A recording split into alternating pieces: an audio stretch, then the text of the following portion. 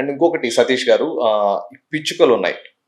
పిచ్చుకలు యూజువల్గా మనం చూస్తే పంటలు పొలాలు అన్ని పండి అంతా అయిపోయిన తర్వాత వాటంతట అవే వెళ్తుంటాయి వస్తుంటాయి మనకు. అంటే ఇంకోటి కూడా ఇంట్లో కూడా మంచి సూచికగా భావించేవాళ్ళు. పిచ్చుకలు వస్తున్నాయంటే మన ఇంట్లో మంచి జరుగుతుంది అన్నట్లు అందరికి నమ్మకం ఉంది.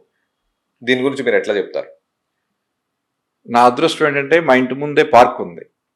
పార్క్లో చెట్లు కూడా చాలా బాగా మెయింటైన్ చేస్తారు మా ఇంటి దగ్గర. మా ఇంటి దగ్గర ఒక అంకుల్ ఆయనే చెట్లు గిట్లు అన్ని స్పాన్సర్ చేశారు పార్క్కి. ఆంటీ అమ్మ మెయింటైన్ చేస్తూ ఉంటారు. ప్రొద్దున తలుపు తీయంగానే కిలకలు రావాలి, రకరకాల పక్షులన్నీ. సో మా ఇంట్లో అన్ని పక్షులకు కావాల్సిన ఇవి మేత పెట్టేవి, వడ్లు వేసేవి, ఫీడ్ మెంజర్స్ అవి ఉంటారు అట్లా, అవి పెట్టాం. అదే కాకుండా ధాన్యంతో కట్టిన చుట్టలు కూడా పాత రోజుల్లో పెడతా ఉన్నాం. ఈ పిచ్చుకలు అనేది అందరూ మాయమైపోయినాయి అంటున్నారు. కాదు, మాయమైపోవాలి, సైజు తగ్గిపోయినాయి. వీటి వలన మనం చేసే ఏదైతే చాలా తెలివిగా చేస్తున్నాం అని అనుకుంటున్నామో వాటి వలన సైజులు తగ్గిపోయినాయి. పిచ్చుకలు అయితే ఉన్నాయి, చిన్నవి అయిపోయినాయి సైజులు.